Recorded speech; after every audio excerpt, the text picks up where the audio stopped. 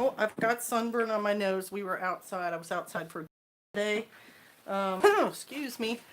Still have a little, coffiness from uh, the flu and from allergies and stuff like that. You know me. So tonight I wanted to talk about the Wuhan virus and stuff, but I want to wait till we get a few more people in the chat. So let's just hang on for a minute. Okay, wow, it says there's 11 of you in there. There we go. Now I can see you. Dosh Sheep, hello. Kai Jen, shalom, Sister Kate.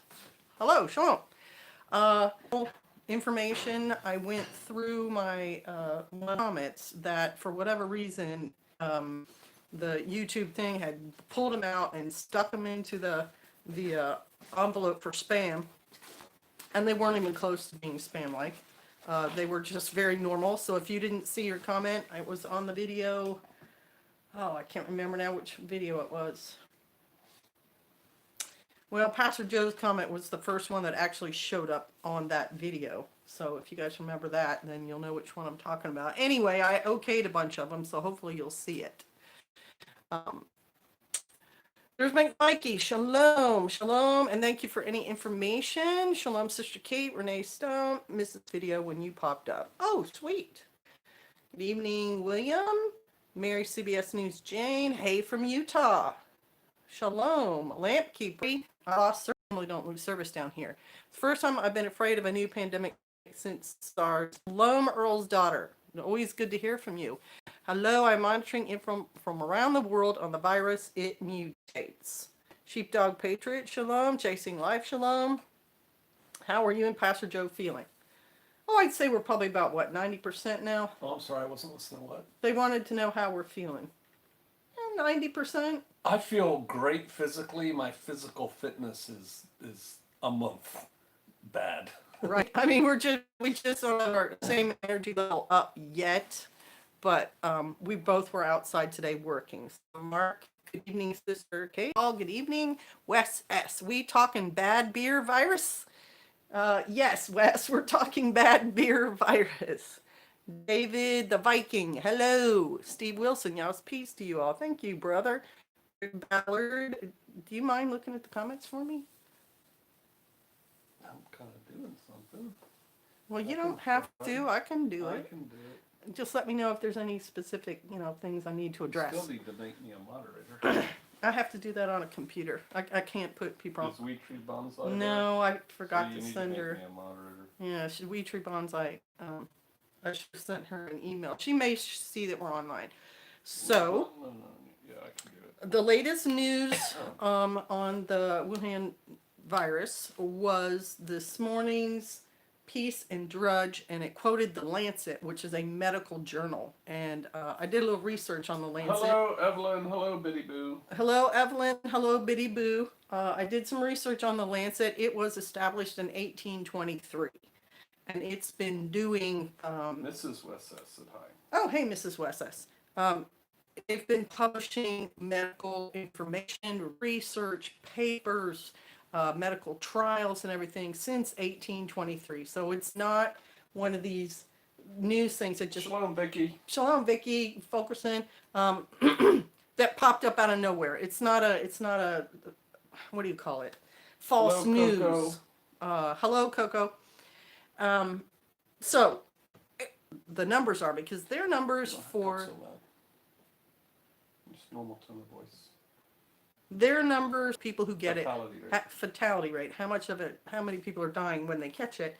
If you look on just the stats that you're getting from, like CBS News and whatever, it's between 2 and 6%, which is not a lot. I mean, Ebola is 70%, up to 98%. So it's a low morbidity rate, but 83% for a transmission rate. And I think the reason the Lancet would have the numbers and make that kind of conclusion is because they're going to be hearing from the medical professionals. That's who's going to contact the Lancet, not some journalist who's outside some hospital or in some airport somewhere, but the actual medical people are going to contact the Lancet. And that's why I think those numbers are probably closer to true than the stuff that you get on social media. So, what that translates into for the rest of us is keep watching it. The chances that we're going to see a huge outbreak here in the US, I think, are slim. Not because we're special, but just because we're first worldy and we have a lot of facilities and, over the counter drugs that you can get anywhere.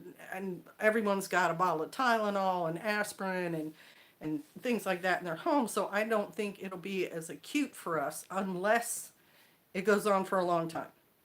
Because the problem with the pandemic is how big a number actually gets infected. It's not that you have a very serious thing like Ebola if in your country it only affects 2,000 citizens, right? It's very important to them and their area, but it's not going to be a big deal for the rest of the country.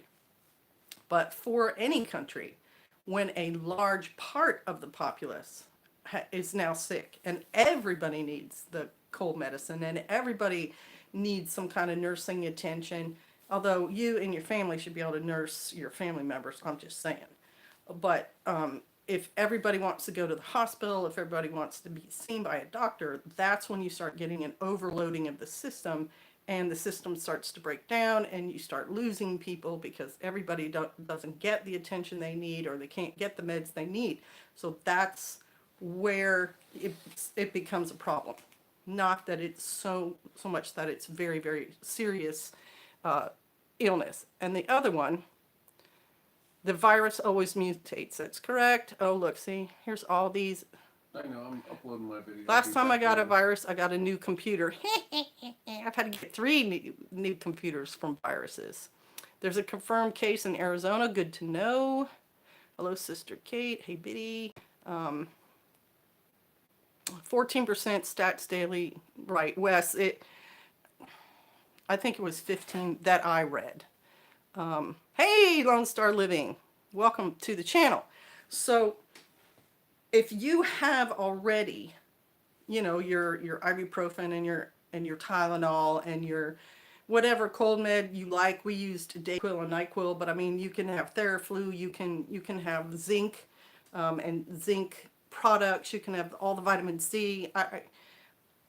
We're adults. You can decide these things for yourself, but you probably already got them in your medicine chest. So what you want to do is just keep tracking it. And the high transmission, Hobie's here? Shalom, Hobie. And overall living, that's you. Yeah, listening in. Don't tell people that. Someone else said Hobie, honey. That You was said me. it. Right. I Well, didn't link it to any one of the 80 people that have already logged in. yes, dear.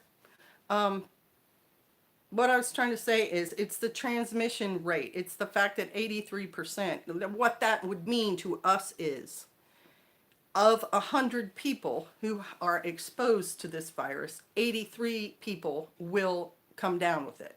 That's what they're trying to say. Now, I'm not saying 100 people would be exposed to it all at the same time, but they're trying to, what that number is saying is it's easily passed.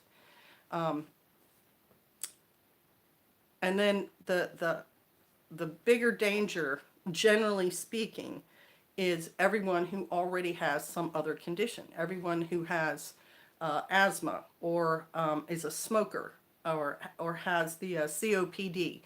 They talked about diabetics having more problem with this virus. And if you have kidney problems, Shalom, Lynn Schley, nice to see you. If you have already had some sort of thing like flu, like us this year, someone we know who was a government medic told us, your lungs are already kind of need to recover. So don't expose yourself to anything respiratory related for the next 6 months. So older people are going to have problems.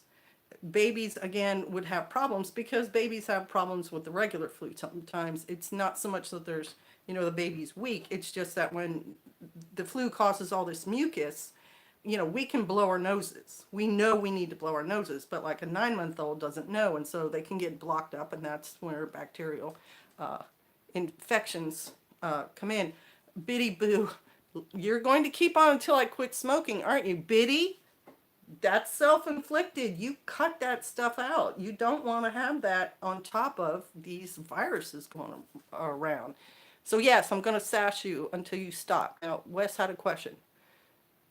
Right. What about being prettier than other folks? You're asking for your wife. Viruses, I'm sorry to say, don't care because they will affect anybody. But you know that. You're just sassing me. Hey, there's a Sasquatch. Speaking of sass, shalom. There's Teresa. Nice to see you. She also mentions it to me as well. That's darn right. I say these things to people I care about. From an ex-smoker, put them down and don't pick them back up. That's right. I love you too. So, does any of you have any questions that I can answer that I haven't already covered in my videos about that virus? Deborah Boyles, good evening. The new Nick pouches work well. Nicotine pouches, okay. Or switch to Copenhagen. No. No. Get away from the caffeine because it's addictive and it's expensive. Questions? Has any of you guys had the flu already this season? That's another thing Pastor and I have researched in the past. The flu is around all the time. Obviously, we caught it in our area, and both kinds of flus are in our area right now, A and B. And it happens normally in fall and spring. So, nope. Yes, ma'am. Had the A strain like you two. What changes would you look for that would make you want to ramp up your prepping in regards to this illness? Okay, so you should ramp your prepping now because prepping is not about reacting to something. Prepping is about already being there. So I would go get, if you don't already have, cold meds and fever meds. And I would get things like Pedialyte and Gatorade. There's elderberry syrup called Sambucol at Walmart. Cough drops. I would get some essential oils, a couple of them, because they have the menthol in them. Peppermint and eucalyptus, wintergreen. I'm trying to think if I can think of another one. Any of the mint family essential oils will have the menthol. And you can have that steaming. You can have hot water with that in it, and it'll put the menthol in the air, and you breathe it because it helps relax your bronchial tubes. Cepacol is elderberry, not Cepacol. No, it's called Sambucol. Sambuca. Or Sambuca. No, Sambuca's a liquor. No, yeah, I think it's Sambucol, and they have it in the kind of special meds area of the Walmart where they have essential oils and stuff. I tend to isolate myself in the winter. Do you think they're hiding the real numbers? No. Okay, so Phyllis, here's the deal. CDC's not. Right, the CDC is an American organization. China could be hiding numbers, absolutely, especially when you take into consideration just a general Oriental save face culture. So they're not going to tell you something negative because they don't want you to lose face, and they're not going to tell you, their very worst news either because they don't want to lose face. So it's entirely possible that China's numbers that they are reporting in just general areas are way under. And the other thing to take into consideration, like with us with the flu, we had the fever for 3 days. And then after that, we didn't have the fever. We had this coughing for a while. There's a period in there around day 4 to day 7 where somebody doesn't look acute and then their fever shoots back up. So maybe they don't get in the statistic count in the first 6 days they're sick, and they aren't reported until the next day when their fever goes back up, and now they figure out they have a bacterial infection. So it's going to be hard for anyone there on the ground once you get a lot of cases to have accurate numbers anyway. This is a virus as the result of a mutated vaccine, but I also heard that Area 50 or 51 was getting stormed. Exactly. The nature of these viruses, the flu virus, the coronavirus, is to mutate. And they are present in lots of livestock. Lots of livestock and wild animals carry a strain of flu. That doesn't necessarily mean they're all going to pass it to anybody else. And normally they don't. Normally, if they're passing it, it's like a bird to a bird or a deer to a deer or something like that. And where the problems for us come in, like the 1918 flu, is when the virus itself jumps from animals to people.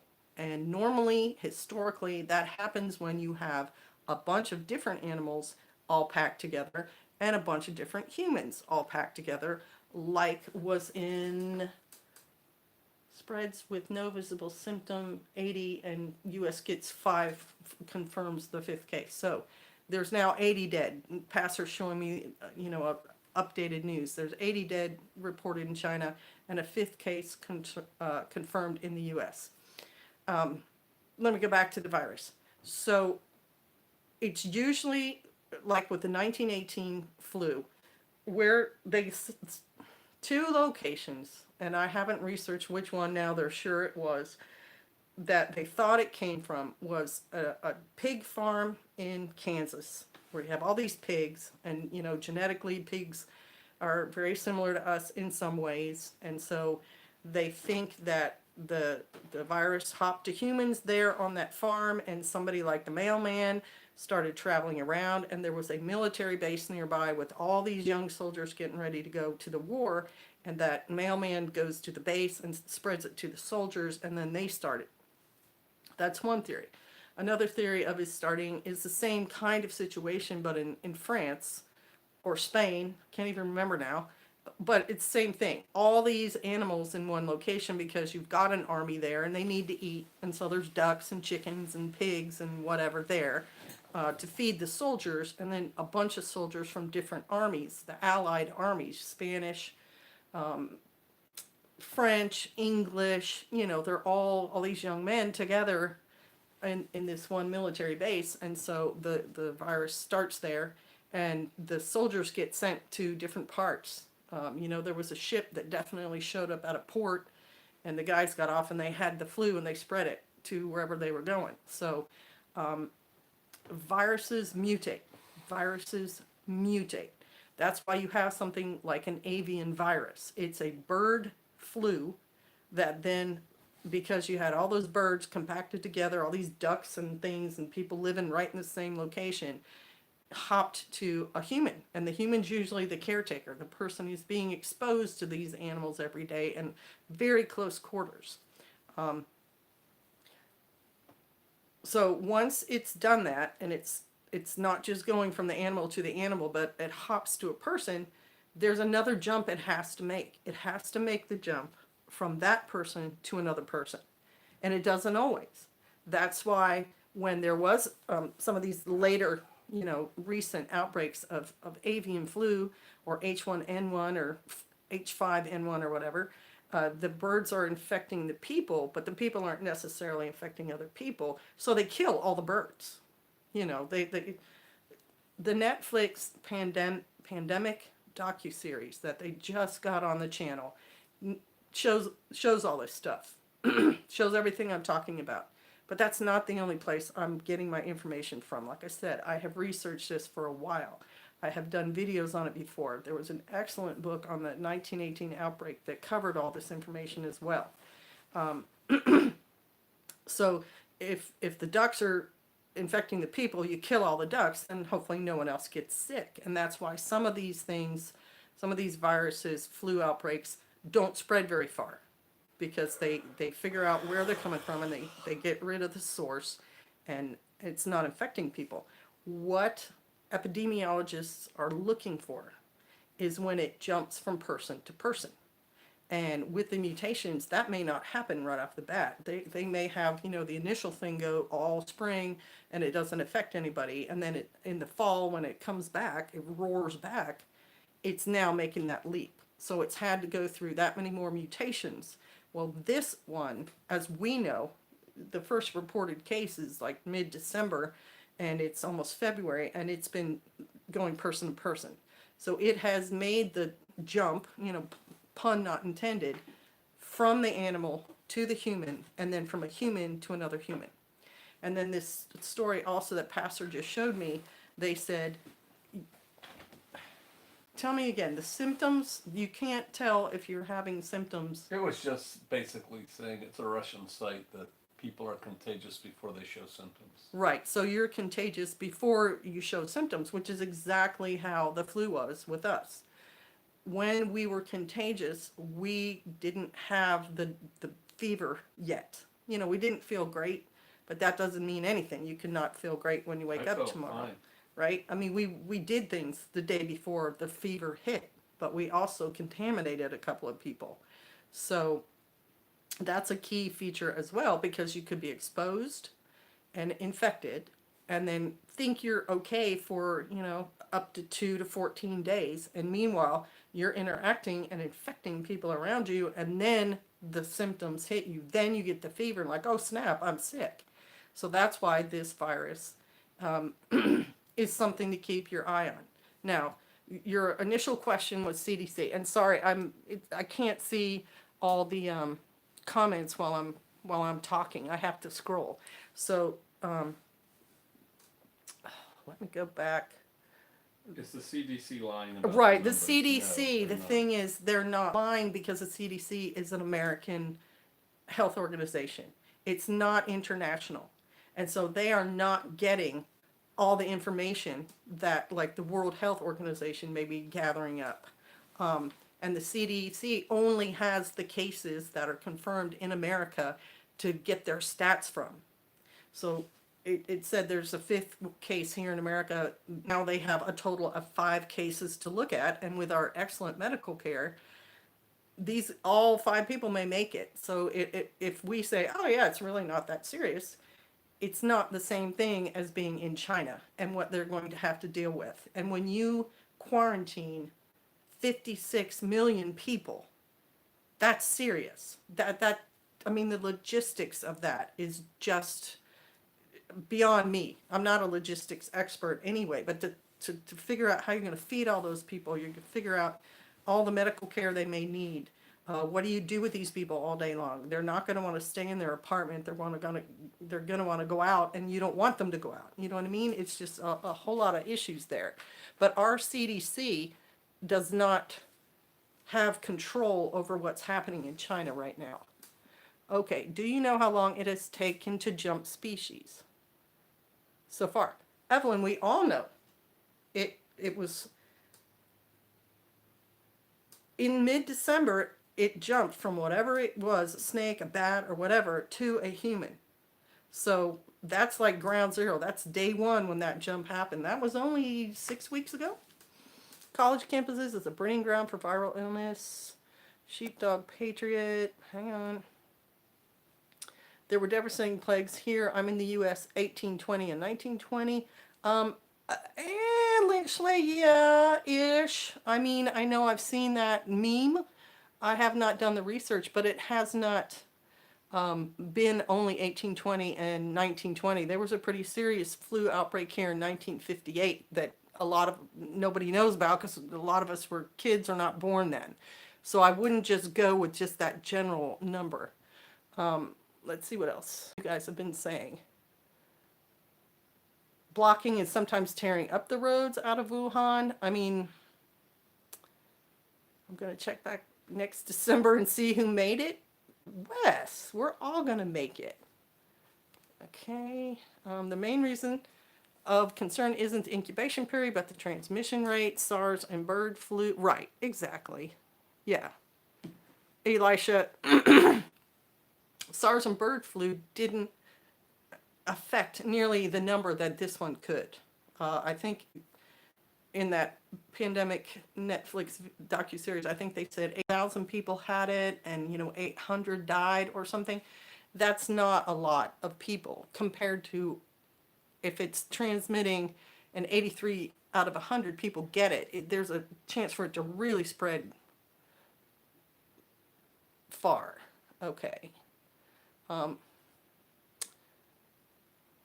Right. CDC is not going to know on the virus and the mutations until they get their hands on it. Now they have 5 cases. They're going to start doing the research, but that research takes time. Excuse me. German media is running with One stories of the first people to get it. of high numbers of asymptomatic carriers. You're right. You don't know that you've got it until, you start getting your more acute symptoms. C103 is on there. Hey, hello. It was them preparing for something like this. May I post a link to a video? I'm usually not real excited about the links because I'm not able to vet them, so I don't know. No. So it's a no. I'm sorry. It's a no. A vaccine is a year out, says Track Rock. Right? I mean, it takes a long time to figure out the narrow vaccine. And as we know with flu, while it's mutating, they could come up with a vaccine in a year, and it could have mutated enough that now that vaccine won't work on it. Okay. Add turmeric to clean blood as well. Yeah, turmeric it's actually I think it's called curcumin in the turmeric. Turmeric, that is the really strong medicine, but your normal turmeric that you buy at the store like this is a much weaker version of it. So you're going to have to use a lot of it to start. Would you stop it? Wes, all my symptoms are cute. I don't think so. You with a runny nose and coughing is not going to be cute. Yeah, curcumin, that's it. Chasing life. You can get curcumin online where it's the more concentrated variety, and that's the one that supposedly can defeat cancer and things like that. Your store-bought turmeric is not going to be that strong. Love that my lady is a nurse with a plethora of knowledge. Well, I can't say anything to that. I think that's wonderful. Or this was an engineered virus to convince the population to take a vaccine that may be even more dangerous. Except, Elisha, they don't have a vaccine. So that wouldn't make any sense. Okay, so get it with piperine. I'm not sure what that is. It's a RAN-based virus. I'm not sure what that means. Okay. RNA. Love spell check. RNA-based virus. Ribonucleic acid. That's what RNA means. But I think they also think it's either started from bats or snakes, both of which are unclean to us Israelites. So that's probably a good thing that we're not munching on bat soup. Working in public in a rural town, at what point do you consider bugging in? That's a really good question, and I think Pastor and I are kind of on the same page. You're definitely going to be on high alert when it hits your state, but your decision time would be when it gets to your county, because once it's in your county, and if people are not all bugging in, then places like your McDonald's and your Walmart and your Dollar General are going to be where that that virus starts, infecting everybody. Yeah, that's all I'll say about that. When it hits your county, that's when you might want to start locking your doors. And where is some of that delicious chicken? The chicken's in the bowl with the red lid. I think it's maybe down on the second or third level. Yeah, right in front of you. Sorry. Hungry pastor there. Got to feed him. Quarantining is the only way to avoid the virus. Isolation. Right? Isolation. And for towns in 1918, when it was, blowing through everybody, all the cities and everything, it was little towns that shut down the roads in and out and wouldn't let anybody travel back and forth that avoided that virus. And if you go to Google and put in there 1918 Spanish flu, you'll see there are mass graves that locations had to dig because so many people would die in a day, and they didn't have the people, they didn't want to expose everybody to bury everyone in a funeral. And when they did do funerals, and you know, you had 20 guests or whatever, they ended up getting sick. So they would just dig a mass grave and put all the flu victims in it and cover it up. And I think it's that docuseries again. People are researching. They go back to research what the virus actually was, because in 1918 there were no antibiotics. There was very little medical knowledge of what to do with a flu or a cold. So when people died, they didn't even know how. I don't even know that they had aspirin commercially in 1918, you know? So go back and look at some of this stuff. It's pretty serious. All right, let me see. Have they said anything about pregnant women getting this and what the complications have been? If anyone has heard anything on that. I have not heard anything specifically about that, but it's probably going to be whatever a doctor would tell you about being pregnant and a cold anyway. USMC Kaneohe, eye protection as well with droplet airborne precautions. Eyes, mouth, and nose need to be covered. All your mucous membranes. That's why people wear those masks. And I was just imagining myself with the nylon gloves on too. Any fatalities at the Baghdad embassy cafeteria?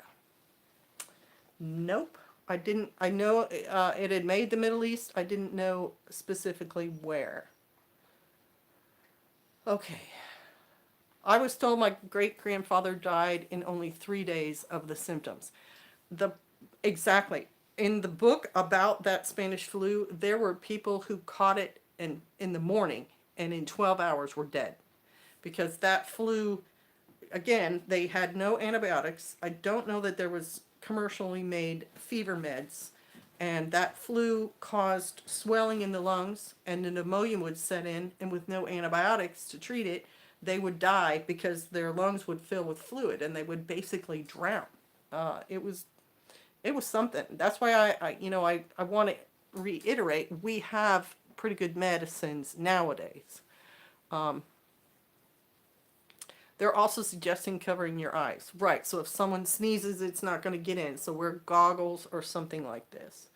5th confirmed case is in one county over from us. Told my boss today, don't be surprised when I call in for an indefinite amount of time. Right? I mean, you kind of have to be serious. We don't know. Even if the morbidity rate is 15%, that means of 100 people who get this virus, 15 will die of it. That's a decision you have to take for yourself if you want to risk being the 15th one. And if you have other health issues, you definitely don't want to expose yourself. The way to not get it is to quarantine yourself, isolate yourself. All right. Antibiotics do nothing for viral infections. That's exactly right. A virus runs its course and you treat the symptoms. Antibiotics come in when you get a secondary bacterial infection from all the mucus or like all the coughing. That's when you could get pneumonia or a sinus infection or strep throat or things like that. So the antibiotics only become important if you get the secondary infection. Seems that in Remit there are many not appearing to be training in the hygiene. Okay. Okay. The suspected case in College Station, Texas has been tested as negative. That's good to know.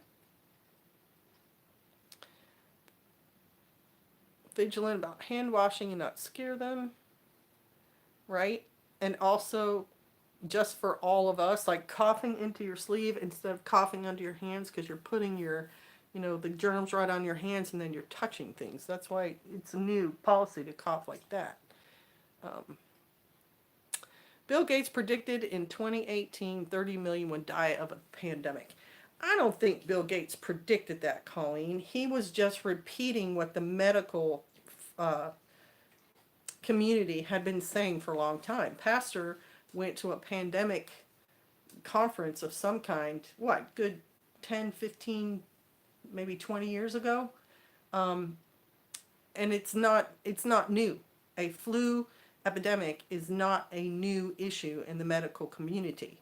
if you do some flu research, there are warnings, there are statistics. 18,000 to 16 or 60,000 people die of the flu in America every year. And that's just your basic influenza A or B, or whatever variety is going around that, the fall or spring time frame. So that the flu is here and it can be deadly is not news. It's not new. It's been around since 1918. And 1918 is not the only flu pandemic for the world. It's just the most recent pandemic in recent history that we have recorded. Okay. C103 goes straight to the lungs, what I can find. Right. What happens is C103, it increases your mucus and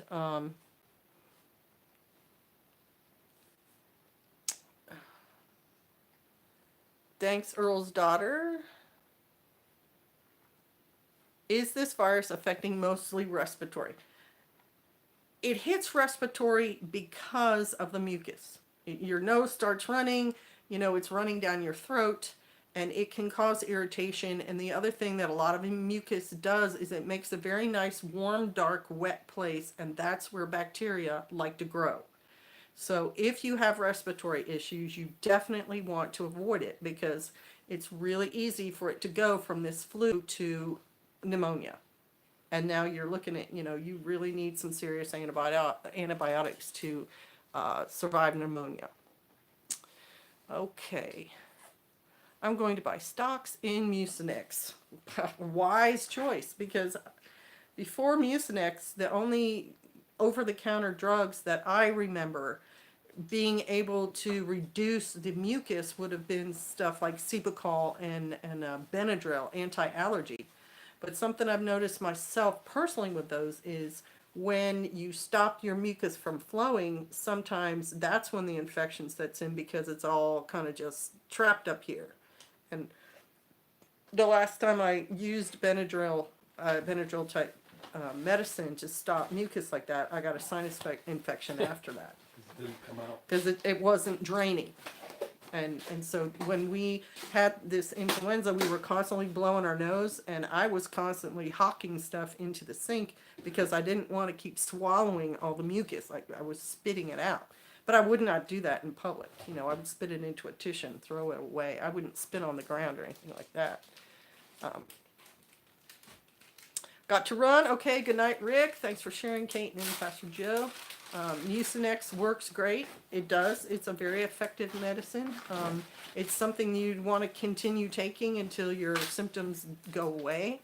Vicks VapoRub has eucalyptus oil. Exactly. And Vicks VapoRub is one of those things that moms used to put on people's chest and then the fumes go up your nose. Perfect. Essential oils do the same thing. I would put the eucalyptus oil and just smell it so that the vapors could go in my nose. Also, when I was taking care of one of my grandchildren, I made boiling water and I just put the essential oil on top of the boiling water and it kind of steeped it into the room. Yeah, lamp keeper, right. I mean, I'm not the most feminine woman, but I'm not going to do spitting in public. Eucalyptus essential oil in my CPAP super nebulizer. Exactly, Okie Storm Chaser. Exactly. It's really good. I'll let my jokes flow. If I hold them in, I could get a humor boil. Good night. David the Viking said good night. Bless you. Did anybody have any other specific questions about viruses in general or the flu? If not, then I'm going to flow into the other stuff. Okay. Wait to see what you guys say. Oh, and I had a drink. My throat's getting kind of... Could you pass me that water, Pastor? What? Can you pass me the water? If you have a humidifier and keep over 40%, it keeps the air clean of viruses. That is not something I knew.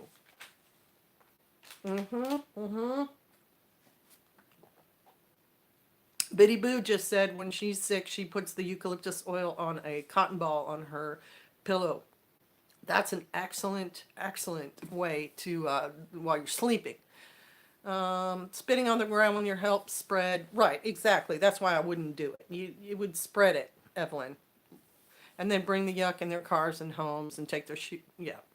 That's why Koreans culturally take shoes off, because there's still live tuberculosis in Korea in certain areas, and it will survive in puddles and things. And so that's why you take your shoes off, so you're not spreading that. But yeah, I don't.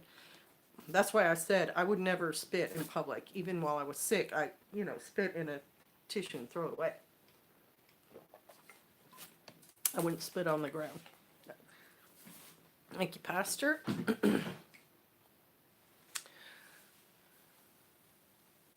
Viking needs to go live to live what's up early in the morning. Body's pH level impacting illness. Sasquatch, I've heard that theory. I have not personally tested it myself. You can read lots of information. I think they said, I can't even remember if they said you should be more acidic or more alkaline. Yeah, I have not done my own personal research on that, so I am not sure. So you'd have to look that up, have to Google that. When I'm sick, I whine a lot, and it makes me feel better. Exactly. I think drinking wine when you're sick is a great idea, Wes. Star anise is a antiviral also, and it tastes great. Yerba mate tea has antiviral agents as well. Yeah, and it's really interesting you said that, Earl's daughter, because someone, oh, what is her name on the channel? Oh my gosh, I can't think of it now. It's kind of French. She's a sister, and she's going to be in this area soon. She gave me a tea, and she said it's got, these different things in it. And I thought, wow, that was really nice of her. Star anise is in there. And then on my recent trip, when I went out to see my grandson and we went down in that salt mine, I bought powdered star anise at the Amish discount store. And so I've got it right here. And the last thing I cooked was a soup, and I put it in the soup. It does taste good. It tastes kind of like fennel. Does tea tree help purify the air in a room? Again, I don't know that, Star Riot. I know tea tree works as an antibacterial, and I've put it on surface things, scratches and stuff like that. But I have not tried to dissipate it into the air. Now, if My I brown recluse spotlight. yeah, if if you thought you had a secondary infection, like a sinus infection, you might try that. As a matter of fact, I don't know if it was this flu or the last one. I was putting tea tree oil on Wasn't this one? No, it was the last cold I had. I was putting it on a Q-tip and putting it in my nostrils just in case something got up in there and caused another sinus infection, and I didn't get one. So I think there's probably a little bit of an application for the tea tree to help you with those secondary infections. Hey, brother Alex, how are you doing? So you're much better. What happened, brother Alex, if you don't mind sharing? Fresh oregano and oregano oil is super good too. Okay, Storm Chaser, I have not tried that, but I've heard that before.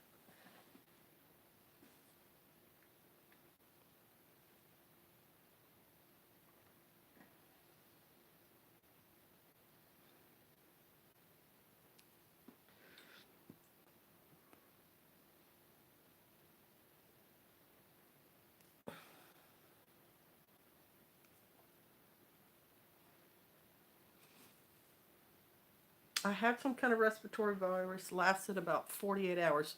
Did you end up going to get medicine? Did you go get diagnosed, or was it not even like that? You weren't really very sick. And I think I'm going to start talking about goats here in a minute. I had some kind of respiratory virus. Okay. Oil diffuser. Yep.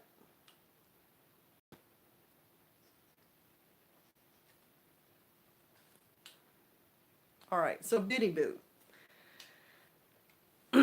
I found out, just want everyone to know that I have pneumonia, but was tested and I'm negative for the virus. Okay. So hopefully it's about to get real. You're being treated with antibiotics. I did not. I just drank fluids and slept. I try to avoid hospitals if at all possible. Okay, well, good. I'm glad to hear that you're feeling better and it wasn't that. From Corona flu to goat flu. Exactly. I got a cough when it snowed in the Davis Mountains. I'm not getting rid of it yet. How am I liking the stove? All right, so we'll talk about that. Um, okay, the stove is fantastic. Um, the stove today, well, we've started using it instead of the one behind us because when it's going, and we have 5 or 6 logs in it, it will heat the whole house. It will heat all the way into the bedroom. It's 80 degrees today. Yeah, it was 80 degrees today because I was cooking something. The little stove heats this room pretty well and partially into the kitchen, but it really doesn't get in there very well at all. So the thing I love about the stove is we had it going today to what were we doing?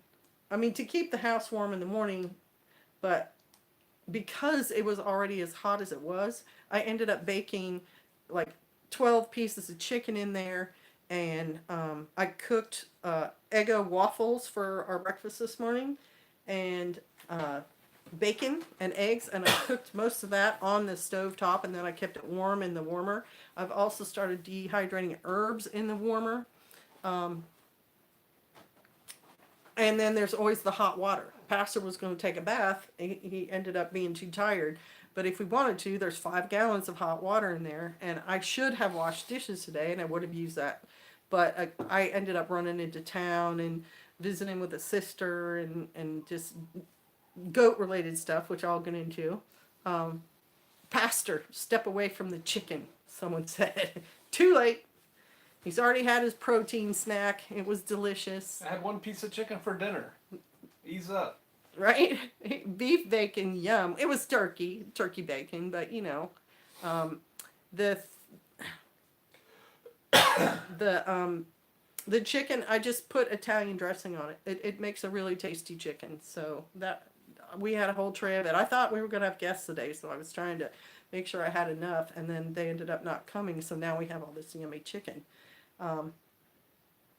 So yeah, it's great. I think it's fantastic. I'm now see if you have a regular kitchen and you have hot running water and you have a stove and your stovetop things, you can do the same thing with all your modern cons. But for me, living off grid and not having an oven now for a good 4 years, I'm just having a whole lot of fun. The other morning I had it fired up and I just realized, hey, I can bake potatoes in there because I'm keeping warm with the one side, but the oven's hot, so I put 4 baked potatoes in there, and 2 of them were his lunch one day, and then I chopped the other ones up for breakfast in the morning and fried them with eggs. Made me give up window licking at Walmart. Yeah, don't forget to lick the handle of your cart too, because that'd be a hoot. I had bourbon chicken over steamed veggies in the skillet. So delicious. It sounds delicious. 7 plagues. There will be. Yeah. I mean, that's why you want to keep your eyes on it, because if it's one of the biblical plagues, I think the plague is 1/4 of the population dies. Okay. Teriyaki chicken stir fry was so good. Yes, those little packets you asked me or sent me the Instagram thing, that I have a whole pot over there full of them. I've got all the different flavors, and when I'm tired and I don't really want to have to, make them up from scratch, I use those things, the street kitchen ones. They're actually pretty good. All right, now, okay, so that was the stove. So now we'll go on to the goats. Last night, Brother Chris's live stream, I found out that his goat, that Biddy Boo, through Alex, gave to him, had twins. And Sister Zion had sent me a text, and I was so busy yesterday, I hadn't had a chance to see it. And she had, questions about the goats and the birthing and all that stuff. And Biddy Boo didn't just give a goat to her. She also gave a goat in our area to my daughter, who then moved to Texas, but then gave that goat to another Shofarian. And so the Shofarian she gave it to has had goats in the past, but not goats who gave birth. So when goats are in a herd, generally, the females go into heat around the same time. A lot of them get bred at the same time, and then they kid around the same time. So with Chris's nanny kidding, I had to let the Shofarian know, well, even though you don't think your goat looks pregnant, she also could kid. And so she wanted to get ready for that. And she was asking me, what other kind of things I'd have to have for this pregnant goat. And she was looking up how you treat a pregnant goat and so on. And early signs. And we wound up getting a heat lamp in their shelter. So if she kids right now, a lot of times if they have to kid outside in this kind of weather, the kids may not make it. They have to be warmed up right after they're born, and the mom doesn't always get to them fast enough, and they die. Chicken salad. All right. When you try to correct it, it messes up. All this chicken talk makes me want to brave going to get Chinese one last time. It's funny that you said that, because Pastor and I were going to get Chinese after Shabbat, and it was a lot of people there. So we changed our minds, and we tried to go to a steak place, and there were even more people there. Like, there was a line, and we just said no. We came home, and last night we ate the soup that I had made and was sitting on the stove. So our goats are all three in Estes. Yes, I was surprised. The little buck was only 4 months old when he bred the girl, so you can imagine my surprise, Biddy Boo says. Goats are sexually mature at 4 months. I have not, in my experience, had many of them breed at that age, but I have a younger female who was born this spring who was pregnant this summer and aborted her baby when the billy ran into her, like bonked her with his horns over sweet feed. He wanted it and she was in the way, and he just pounded on her, and it made her abort. So they can get pregnant when they're very, very young. Yeah, normally they are around 6 or 7 months when they breed. Normally, but some of them are a little precocious, and they can. So are cats, as the lamp keeper. So I went up and I saw, Janelle was calling her Fancy Goat. I know you had another name for her, Biddy. I went up and looked at her today because her owner said, well, she doesn't look that pregnant to me. And I looked at her, I'm like, yeah, she does. She's rounded, and her udder has not dropped yet, but the udder is also cannot drop until they give birth or whatever. I traded him. I heard that the Nubian or dwarf Nubian females need to wait until they're 18 months old before breeding. I heard from someone who breeds them. It may be. I've never had Nubians except when a family gave me some, and they gave me these Nubians, and then I gifted them to my son, who took them up to Kansas, and they died over the winter. They had been underweight because of worms. So maybe Nubians are different, but I'm telling you right now, I had a dwarf goat. They're little black and white goats. I don't know if they're Nigerians or just pygmy goats, because it doesn't matter to me. I'm not trying to breed a pure line and sell them or anything. She was born, she was probably about 4 to 6 months old this summer when she was pregnant, and the billy wasn't chasing her around. She was going to him. So my dairy goats, normally, even if they went into heat at, say, 6 months old, they would not always hang around the billy. The older nannies would hang around the billy, and the younger ones would often be running around, not trying to get bred. But I've definitely had dairy goats get pregnant around 9 months old and kid when they were about 1.5 years old. So, they're goats. They're not people. They're just different than we are. He said Nubians are different. So there you have it. Miniature horses take longer. I believe that because, it's a horse, even though it's a miniature. It's a horse. Zinnia was Brother Chris's. Her name was Cream. That's right. Yeah, Cream.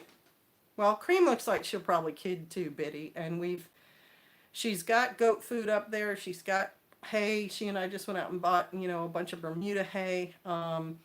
She has a mineral block out there for her, and we now have a heat lamp set up where they sleep. So if she does kid, her owner now is taking, a lot of precautions.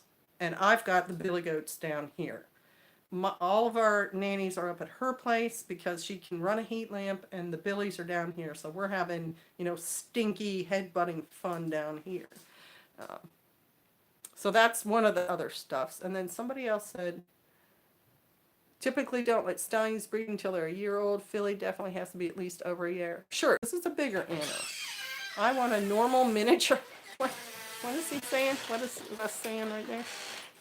I want a normal miniature horse, not one of the ultra tiny ones that are only pets. Oh, get out of here, Wes. Too funny. Hey, I'm a moderator now, by the way. Oh, good. Thank you, honey. That's right. Pastors and moderators, so don't mess around. Let's see. I traded him for another Billy, but when I did the gestation, he was the dad. That's right. What kind of goats do you have, Sister Kate? Sarah asked. I have the little pygmy ones.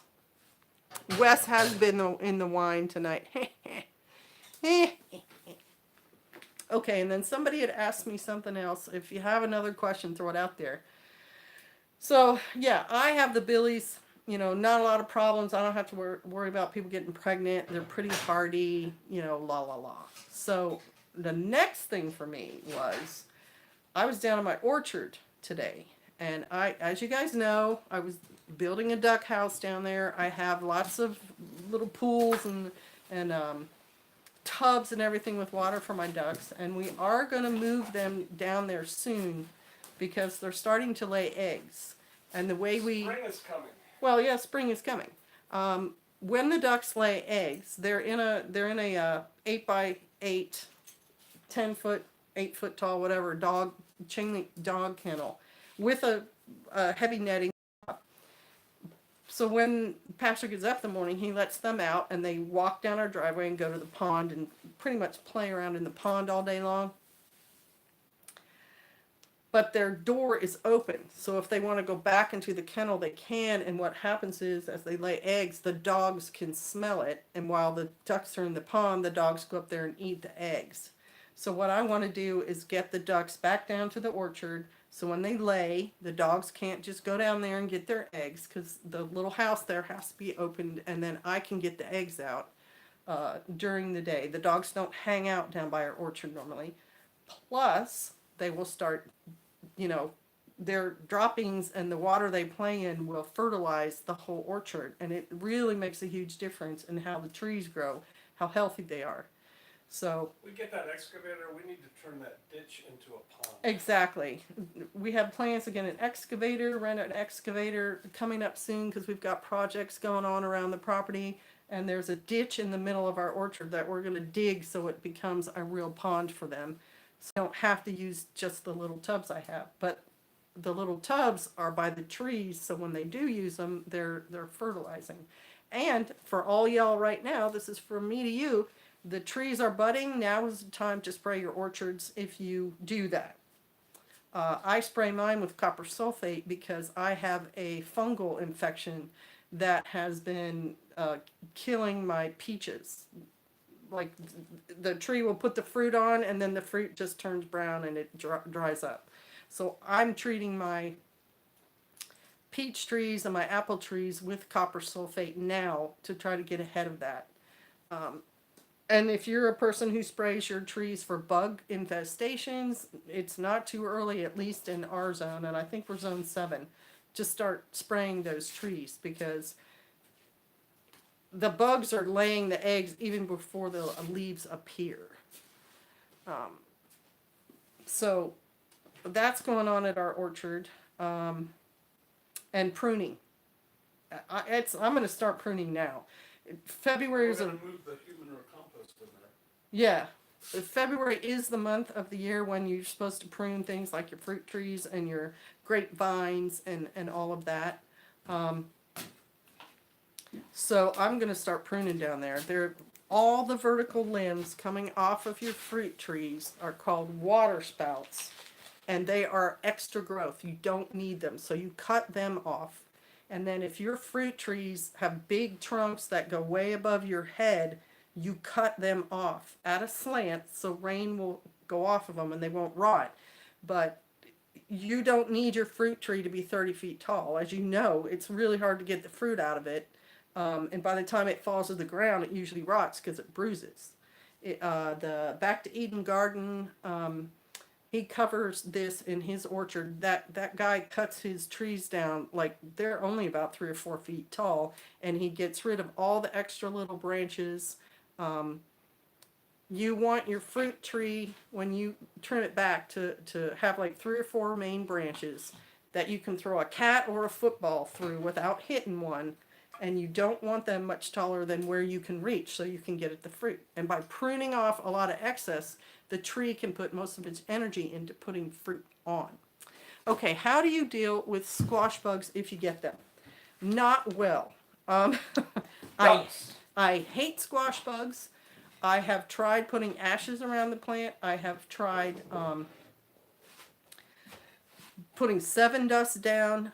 Squash bugs around here and stink bugs kill my kale. They kill broccoli. They kill all the cold weather plants that are still growing in June and July time frame. And so I think the best thing is like having raised beds, keeping all the weeds and grass and everything cut short. And I put down 7 dust. Now, if you're a natural person, diatomaceous earth, give that a try.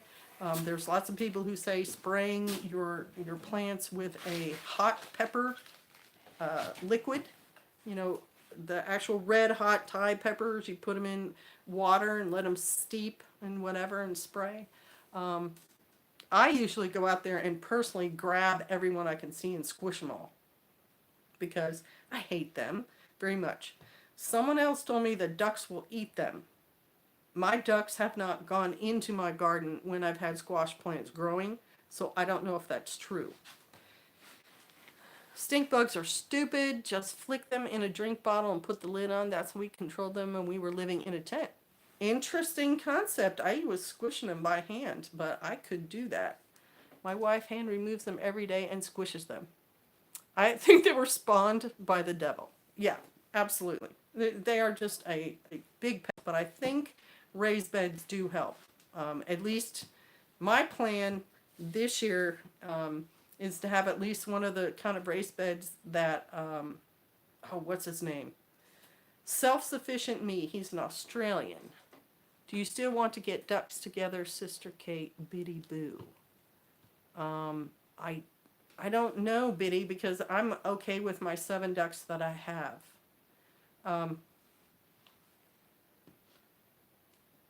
But I might know people. If you decide to get ducks, let me know, Biddy. And somebody else offered to get me the female guineas, and I said yes to that because I have none left. What was I saying about these daggone bugs? Oh, yeah, Self-Sufficient Me is an Australian prepper, and he has the high raised beds, like Reap What You Sow. Reap What You Sow garden has those high ones. I'm going to try that this year because at least I'll be closer to the bugs and be able to see them better. Let me see. A keyhole garden, Sister Kate, if that's what they call them. Ticks are already out there. It just wasn't cold enough. Yeah, we've already seen a few ticks showing up. It's not... Use liquid dish soap and water in a spray bottle. It destroys their exoskeleton. That's from USMC County Ojai 91. I may try that. I have used things like the neem oil, but it ended up killing the plant. Shetland ponies as well. Shetland ponies what?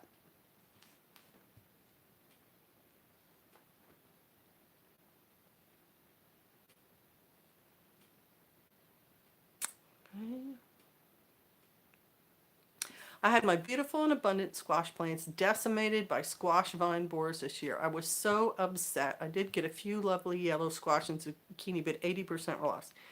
Chasing Life, I've had the same experience. Now, a lady in our area would actually cut into her squash vine. She would find the little hole wherever the squash borer had bored into it, and she would cut that open and reach in there with like tweezers, and she would pull the vine borer out. But then you've got this big hole in your squash vine, and so you would need to repair that somehow. And I don't know how you would. I don't know if you put a band-aid on that, if you would wrap it with some kind of cloth and then tape. And she said, when she did that, like half of the plants would die from that kind of intervention. And so that's why the dish soap works to kill the adults. But I never tried it. Duct tape it. There you go. That might work. Drops of peppermint oil. Did learn that after they were lost. It was a good learning experience. I've used the Dawn and it kills them, but I don't think it does anything for the eggs. And once they've laid eggs, I can't get rid of them. Yeah, and I see those stinking white moths. My grandma used pantyhose. Ooh, we killed most of our garden with the dish soap thing, overall living. Yeah, see, I'm not convinced the dish soap thing works, and maybe maybe I use too much, or maybe it's a different variety of dish soap. Seven Dust has worked kind of, but our weeds sometimes get too tall, and then the bugs can hide in there. And I'm hoping to get our greenhouse going so I can maybe grow stuff. Hello, sister. Say hello, Pastor Joe. Hope things are well. Okay, they are. There she is, Champ de Soleil. I was trying to think of your name, and I'm like, it's kind of French, but I don't know. I still have your books. I had them with me on Shabbat, and I was gonna get them back to you. So hopefully we'll see you soon, and I can get your books back to you. They're really good books. And Champ de Soleil, that tea mix you gave me, I know you told me what was in it, and it went in one ear and out in the other. I mean, I was like, yeah, that sounds good. You have star anise in that tea mix you gave me, and that's supposed to fight viruses. So awesome. Loved it. And it tastes really good too. All right. She said, sorry she's late. Earl's daughter, did your grandma use pantyhose to fix squash vines after she took a borer out, or did she use pantyhose to cover the vine so the bugs couldn't get into it? Because I could see that. I could see putting pantyhose all along my squash vine. We'll see you next Shabbat. Mile High Chai from the teaspot.com. It's really good. Do you have fire ants? Do you want some? No, but I know what they are, and I've been bitten. No, that's not true. We do have some fire ants. We do have some fire ants out there, and they would climb up on me and want to bite me if I got around them. So I just stomped the snot out of their nest. I was not happy with them. I kind of tried to wipe them out because I don't like it when things bite me in my own garden. Yeah. Okay, the horse is named for a Falabella family. Okay, because this miniature used as guide animals to the magnum of sunchangeable nature. Are you sure you're not talking about goats, Wes? That's what that sounds like. Oh, she used them for both and to repair tree bark damage. She had a sexy garden. I'm going to try to remember that when I grow squash and see if that'll stop them. I did have a squash plant spontaneously come up in my goat area, and we got butternut squash. I mean, they weren't huge, but they were decent. They were about a foot long off that plant, and it did the whole thing by itself. So sometimes I think to avoid the squash bugs, you plant your squash somewhere else, not where you planted it last year. I also had really nice squash down in my orchard one year. I had a zucchini plant as big as a trash can, big one, and it grew nice zucchini for me, and it ended up getting eaten by deer. There were no squash bugs down there. but there were plenty in the regular garden. So I'm thinking try to avoid where you've had squash before. Probably not the fishnet type A, Bubba X says. Of course not. No, you don't put fishnets on there. It would defeat the whole purpose.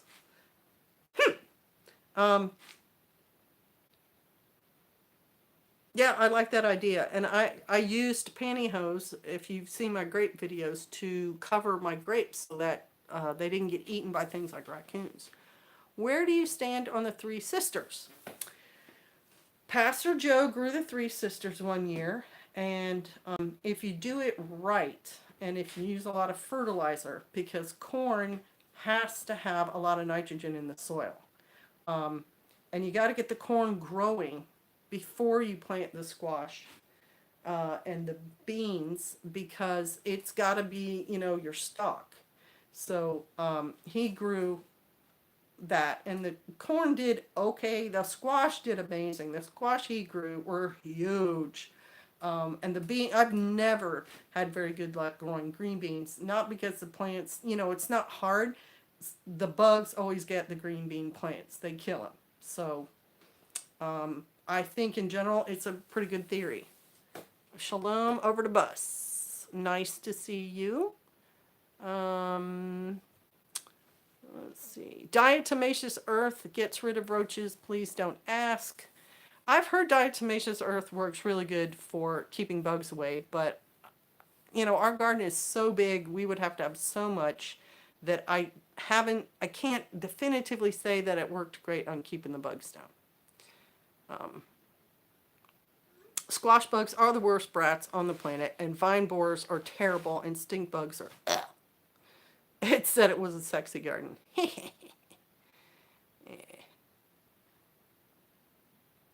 I'll be planting my squash very far from the spot I planted him last year. Yeah, I think that may help a bit. Came by to say hi last month. It was Shabbat, so didn't come in. Does gate signs say keep gate shut? Well, Phyllis, that's OPSEC. What she want to know? She wanted to know, she tried to come by for Shabbat and the gate was shut. Well, you got to contact us first. Yeah, you got to contact us first, Phyllis. So that's all you need to say about yeah. No, hang on. We are doing into our homestead, changing garden plot and the chicken yard. Yep. Who is this Phyllis? I'm not sure. I've seen the name before, but I'm not sure. Mm-hmm. Does it really work on them? Okay. Old Alabama Gardener has the best vine board ideas that I've seen. Well, share, Lady of Lake Fork. What does Old Alabama Gardener say?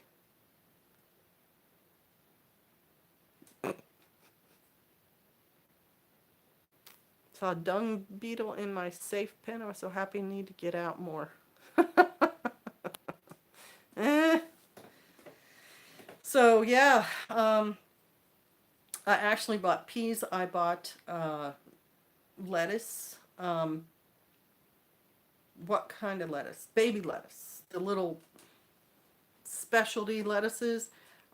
There's a lady, man, I can't remember her website. She's a gardener in our area, and she talked about how you can take a potting soil bag and cut it on one side, plant these little lettuces in it, and then use the top of a bin as like a greenhouse, and you put the potting soil on the lid of the bin. And I just bought that, and so I got peas, and I want to get the lettuces in, and I want to start planting turnips. Mung beans make a good cover crop.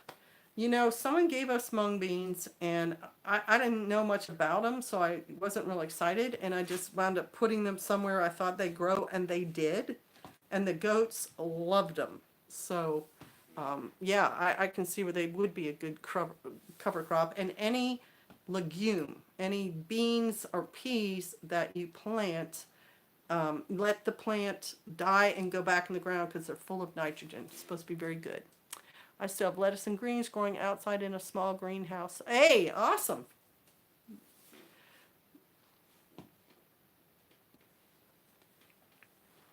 timing, wrapping, netting, etc. Okay, all right, so I'll have to check that out. Old Alabama Gardener.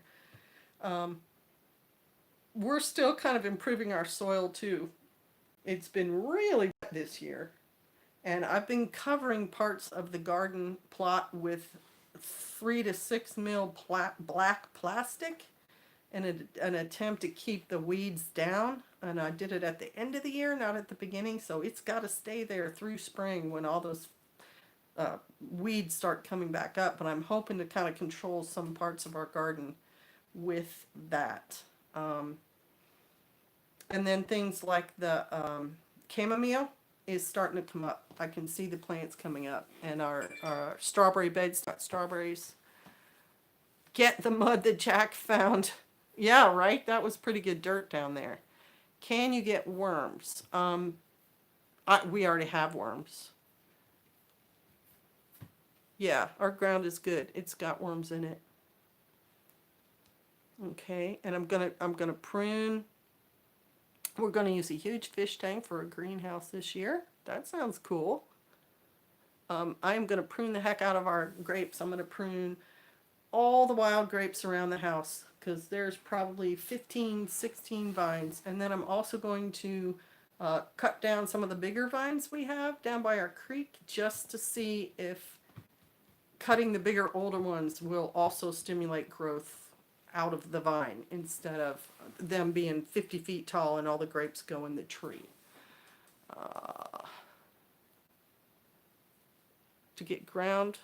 To get my ground from dirt to soil, desert can suck sometimes. Well, Star Riot, yeah, because there's 3 kinds of dirt, soil, whatever you want to call it. You've got the sandy stuff like you're going to have in the desert, and so to get it amended to make it loamy like you want, you have to add clay. Because the sand lets water go through, and so the soil's too dry and it's hard to grow things. So you need clay, which like keeps the water to amend the sand, and then you add in the compost to give the nutrients and the minerals. And you know, you're going to have a lot of clay to that sand to make an acceptable soil. It'd probably be easier to buy it. Can you use camphor on plants? I've used it for years for flea and tick repellent. Mothballs are camphor infused. Just curious. Earl's daughter, I don't know. I've never tried it, but I would be concerned that if you put it on the soil, then the camphor is going to go into the soil. And I don't know. It's very piney, right? It's kind of like peppermint oil and all that. I don't know if that's actually going to be good for your plants that you're trying to grow. But if you wanted to try to use it as a bug deterrent, what you could do is put it down like on a plate or something so that the fumes are there, but it's not actually affecting your soil. My grapes were small size, so I cut them way back this year. Yeah, my grapes were tiny 2 years ago. The ones that are in our other property were bunches of grapes, this big. The whole bunch was that big. And I'm sure adding some fertilizer in the March time frame is good for grapes. They like rabbit manure, and I've used duck water. And I think that may help the grapes get bigger. Think you'd be safer to use peppermint essential oil? Maybe. The thing about putting oil on plants, I tried neem oil, it burnt the plant. When the sun hits the oil, it's like cooking it. So again, maybe in a container around it, but not actually touching it. Okay. I'm using chicken house. Hang on. Chicken house compost and wood chips and hoping for the best. Well, the thing about compost, Wes, with chicken manure, you probably know this. Chicken manure has to be aged a year before it's safe to use on a garden. Or it'll burn it. It's too nitrogen rich if you take it less than a year old on plants. So if you're going to try to use very fresh chicken manure, you'd have to put it away from your plants, or it's going to burn them. I speak from experience on that. Neem oil is different, Sister Kate. It will burn it to the ground. We use peppermint oil, witch hazel, water mix at work to deter bugs. Seem to work pretty well. Okay, well, there you go. Lamp Keeper says it works pretty well. There you go, Earl. See, they have more direct experience. I'm just going on theory. And so it sounds like you could. And witch hazel is an astringent, which is kind of cool. I kind of like it. There you go. My compost has been cooking since last spring. So you're good. I knew you knew that though, Wes. I knew you wouldn't just go out there and burn your whole garden down. I said it more to let other people know. So that's the garden and the orchard. Should be pruning all that stuff back. Also, February is a really good time to do transplants. If you're going to try to, I've got elderberry bushes. I want to do cuttings from them and transfer them down into the orchard area because where my elderberries are is under trees and they get really leggy and tall. Okay. Yeah. Awesome. Anybody have any other questions while you've got me here? Sheep manure isn't too hot, but compost to cut the parasites. Yeah. Yeah. I tried using fresh chicken manure too, and it just killed the plant. It's just not good. Why don't we use it on the weedy part? Right? Maybe it'll kill the weeds.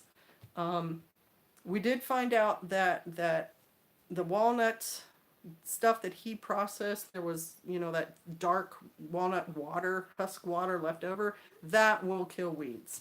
But I don't know how concentrated it has to be to do that. Do you have to wait with rabbit manure? No, you do not. Rabbit manure can go straight on the garden. Did you all see Dutch Sense was on? I don't know what that is. Fresh cow manure will kill if not set for a long time too. Exactly. So I'm going to try putting chicken manure on weeds I want to kill and see if it'll burn them. I've already taken some of that walnut water. You don't think it would kill? No, I'm worried it'll make them take off. We're not going to do that. What about Korean sesame? I could just do it on one plant. You can do it down there, yeah. Yeah, I'm going to try that. And I've taken some of that walnut water and I poured it on weeds specifically that I want to die. And so we will see. He is the earthquake guy. Okay. Don't watch the earthquake guy, I don't think. I've used the watered down and peppermint mixture for all kinds of insect pests on all flowers. Highly successful. Okay, so, but it's just a little bit of each, right? With a lot of water. If you use Dawn and peppermint oil and all that. PJF, enjoyed your Shabbat message. Thanks. That was from Over the Bus. I thought he did a good job too, actually. I thought he did a really good job. Praise the Father. Praise the Father. I've heard Revelation talked about in many different ways, from many different angles. From the 666 is the ARFID chip number and the Yeah, we talked about that. all that kind of thing. And I think he did a really good job on the sermon and what we covered. Especially bull manure, very strong. You need to look at the life cycle of the pest and spray the mixture a day or two before the eggs would hatch and it breaks their life cycle. Right. That makes sense. Right. Chicken manure may burn the weeds this year, but next year may feed them. But if you burn the plant, Vincent, here's my thought. If you burn the plant, then it shouldn't grow the seed head because the weeds are growing seed heads every year. And if you can kill the plant and it won't grow the seed head, it shouldn't be there the next year. It's the same kind of cycle intervention that Evelyn's talking about with the bugs. Because I've had a pasture full of thistles, and when they started they started to grow their head on them, I cut them all off, and the next year there were no thistles because they couldn't reproduce. The seed head, I put them all in a paper bag and I burned them all. And so they could not reseed themselves and they couldn't grow the next year. I'm thinking about all the work coming up in the garden and getting tired. Let's talk about African safaris or something. Me too, Wes. It's overwhelming, the amount of work that needs doing. And every year I've got so many plans And every year I get about half of them done, but I'm always grateful for whatever grows. And I'm also grateful that we have the wild growing stuff because they tend to do well whether, the tended garden does anything at all. That's the saving grace right there. Go out and yank the flower head off the plants so it won't. Oh, my weed trick. If you don't have time to weed, go out and yank the flower head off the plant so it won't go to seed. Exactly, Evelyn. That's exactly how to do it. I really enjoy you guys. Thank you for having your channels. They've been very helpful. Oh, thanks, Starright. That's very sweet. Earl's daughter says, I want snow. Did you not just get snow? You want snow now? Did you get a new bandana, Lamp Keeper? I have many bandanas, Lamp Keeper. I've got so many bandanas that I have the winter colors and the summer colors. And I will decide, because a lot of times I'm wearing the really dark one, like dark blue for a lot of my outfits. I have a storage where we put the winter clothes and get summer clothes out. I will go through all my headscarves, keep the winter ones for winter, put the summer ones away, and vice versa.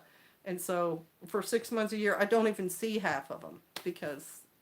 So this one's not brand new, no. It's just I have an outfit on that it kind of goes with. So,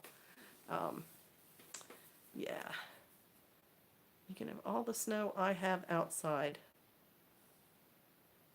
Okay. I use diesel on the weeds. They die. The seeds die. The diesel doesn't hurt anything. Interesting. We use it on the, don't we use diesel on the what eats wood? Termites.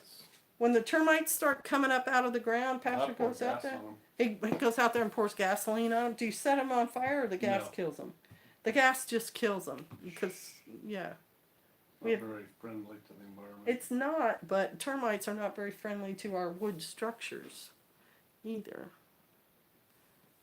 Boom. No snow, just sleet. Slippery, nasty sleet. Oh, well, yeah. You want a little snow just because it's pretty. Vinegar kills all plants. Not a good ingredient for garden sprays. Use a little baking soda instead. Use vinegar for killing all plants. Evelyn, I knew that. Shalom, Lynch Lake. Good to see you. I knew that. My problem is the amount of vinegar I would need to kill these plants is pretty huge. But that's not insurmountable because I know how to make vinegar. I just need to do it. I need to get a 5-gallon bucket or 2 or 3 and make a bunch of vinegar, and then I could use that as weed killer. But we had the walnut husk water, so I had that available.